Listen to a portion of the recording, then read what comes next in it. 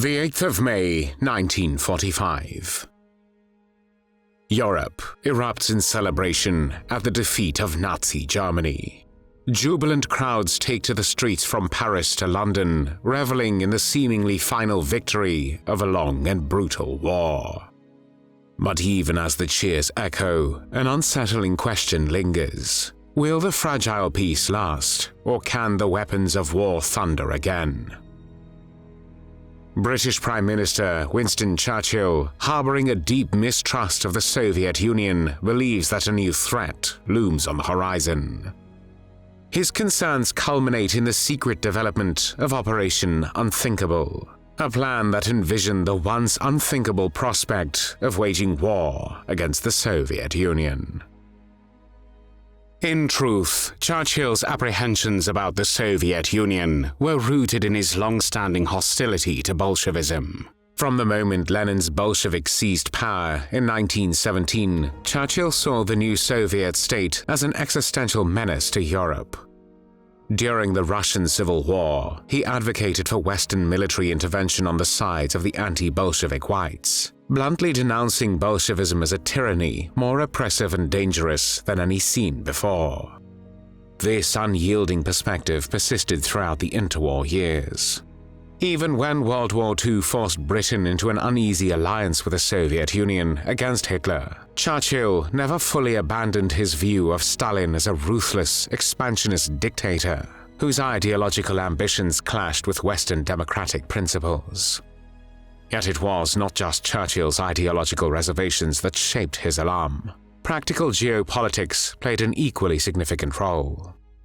The uneasy cooperation between Nazi Germany and the Soviet Union before June 1941 underscored the unpredictable nature of Stalin's regime. Through the Molotov-Ribbentrop Pact, which was signed on the 23rd of August 1939, Hitler and Stalin briefly found common cause, dividing Poland between them. The pact allowed both dictators to pursue territorial gains almost unopposed, with the Red Army marching into eastern Poland while Nazi forces advanced from the west. This agreement, which shocked the world, also set in motion a wave of Soviet atrocities against Poles. As early as 1940, events such as the Katyn massacre, the mass execution of thousands of Polish officers and intelligentsia by the Soviets, offered a gruesome glimpse into Stalin's willingness to use terror to secure political ends. Alongside the Katyn murders, countless Polish citizens were deported to the Gulag concentration camps, subjected to forced labor, starvation, and brutal treatment. Stories filtered out of these crimes well before the war's end, fueling Churchill's mistrust and galvanizing his conviction that the Soviet Union was not a problematic ally, but a formidable adversary willing to exploit any opening. Thus, by late 1944 and early 1945, Churchill had fixed his gaze on the emerging political landscape in Central and Eastern Europe. The Polish question was personal for him. After all, Britain had gone to war in 1939 because Germany invaded Poland, and Poles fought bravely during the Battle of Britain and other famous battlegrounds in the European campaign such as Monte Cassino in Italy. Yet, by 1945, Poland was threatened anew, this time by Stalin, who intended to install a communist regime aligned with Moscow. Though Churchill's alliance with Stalin had been born of wartime necessity, he never fully trusted the Soviet leader. Determined not to abandon Poland, Churchill instructed the British Chiefs of Staff Committee in the spring of 1945 to conceive a military blueprint for confronting the Red Army should Stalin's ambitions in Europe become too threatening. The result was Operation Unthinkable, a plan that truly earned its evocative name. There were two main components. Number one, quick success. This audacious scenario envisioned a surprise Allied attack on the 1st of July, 1945. Britain, the United States, and Polish forces augmented by elements of the surrendered German armed forces, the Wehrmacht, would drive the Red Army out of Poland and territory in the eastern part of Germany. The ultimate aim, in the words of the planners, was to impose the will of the United States and British Empire upon Russia, at least insofar as securing a square deal for Poland was concerned. Number 2. Total war.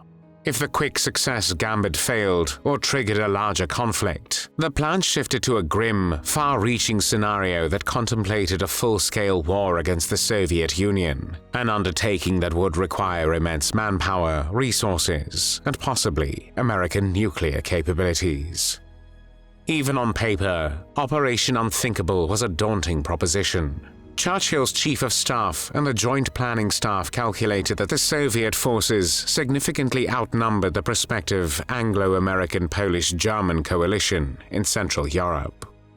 In a report dated the 22nd of May, 1945, they cautioned that any initial breakthrough could bog down into a protracted battle, reminiscent of Hitler's disastrous Eastern Front campaign. Napoleon's failed invasion of Russia in 1812 likewise hovered in the background, a stark reminder that the Russian winter and the vastness of Soviet territory could crush even the most formidable invasion force. On the other hand, would the Soviets be willing to risk a major conflict with the Allies after a front had passed through a significant part of the country several times, or would they back down from their plans in Central and Eastern Europe? British planners not only feared Soviet power, but also that they would lose the Americans and their commitment, particularly with the United States sending forces to the Pacific for the final assaults on Japan, which would leave Britain woefully overextended. The planners warned that if quick success did not swiftly force Stalin's hand, it would escalate into a drawn-out global war that neither Britain's economy nor its manpower could sustain indefinitely.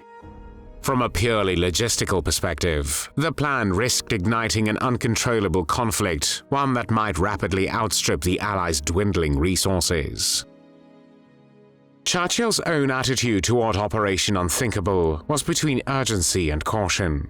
Although he described it in official documents as a purely hypothetical contingency, the fact that he revised an original draft letter, removing the phrase "highly improbable event," suggests he considered it more than just an abstract puzzle. Churchill's frustration with Soviet policy, particularly in Poland, fueled his determination. Indeed, Churchill also kept an anxious eye on the American willingness to confront Stalin. Yet the new Truman administration had priorities of its own, and the war in the Pacific was of paramount concern. After Germany's surrender, it became increasingly unlikely that the United States would want to provoke a fresh war in Europe. Despite the plan's secrecy, the Soviet Union might well have caught wind of Operation Unthinkable.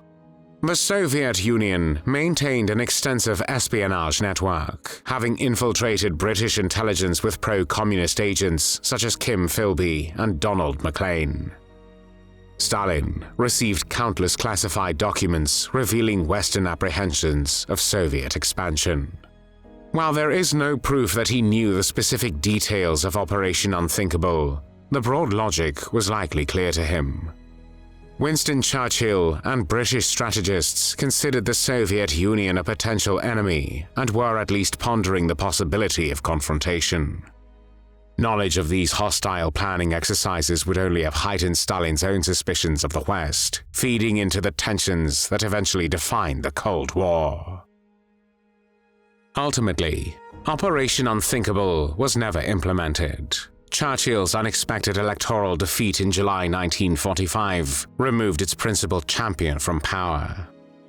The new British government under Clement Attlee was clearly not interested in this plan. In the next few months, British forces began to demobilize, and the focus of global military operations shifted decisively to the Pacific theater. By the time Japan surrendered in September 1945, the notion of launching an attack on the Soviet Union had become unthinkable for most policymakers, especially once the Cold War took on a different form of confrontation, emphasizing influence and ideology over direct military engagement. Nevertheless, the plausibility of a renewed war in Europe did not vanish overnight. By 1948, the Soviets were firmly tightening their grip on Eastern Europe. The communist coup in Czechoslovakia that year offered a harrowing example of Stalin's determination to expand Soviet influence. Under Soviet pressure, the Czechoslovak government was overthrown from within, transforming a post-war limited democracy into another satellite state, obedient to Moscow. This swift, bloodless coup underscored the broader concerns that had fueled Churchill's alarm from the start. Stalin's regime was aggressively reshaping the political map of Central and Eastern Europe, crushing any real independence behind an iron curtain.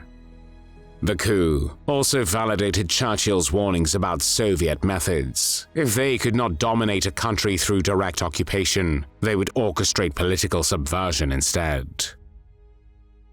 Meanwhile, revelations of Soviet war crimes during World War II continue to seep out.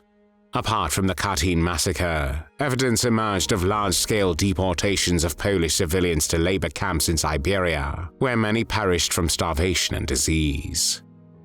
Soviet partisans in occupied Poland during the war often clashed with Polish underground forces, creating tensions that lasted long after the end of the war. These stark realities reinforced a pervasive view among many in the West that the Soviet Union, while lauded as a critical ally against Nazi Germany, was never a partner with shared democratic ideals. In the broader perspective, Operation Unthinkable stands as a symbol of the precariousness that defined the immediate post-war years. The lines between ally and adversary had always been blurred by conflicting ideologies and geopolitical calculations.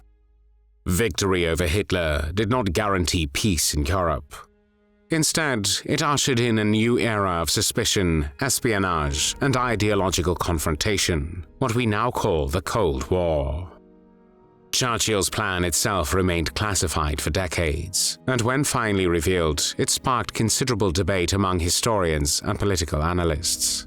Some argue it was a necessary precaution, a strategic contingency acknowledging the threat posed by Stalin's ambitions. Others criticize it as the ultimate overreach, risking further devastation in a war-weary world. Regardless, the plan's existence is a stark reminder that the end of World War II was also the beginning of something equally fraught, a global contest of wills between the East and West. From the horrors of the Molotov-Ribbentrop Pact to the Katyn massacre and beyond, the cooperation between Nazi Germany and the Soviet Union, followed by Soviet crimes against Poles, illustrated the lengths to which Stalin was prepared to go in fulfilling his goals. Churchill, shaped by these events and mindful of Eastern Europe's plight, hoped Operation Unthinkable might serve as a final resort if diplomatic entreaties failed and if Stalin overstepped in Europe. When Churchill famously did his famous Fulton speech in March 1946 about Iron Curtain descending across the continent, he was giving public voice to precisely the fears that birthed the plan in the first place. And that was the reason why Winston Churchill was planning to attack the Soviet Union in July 1945.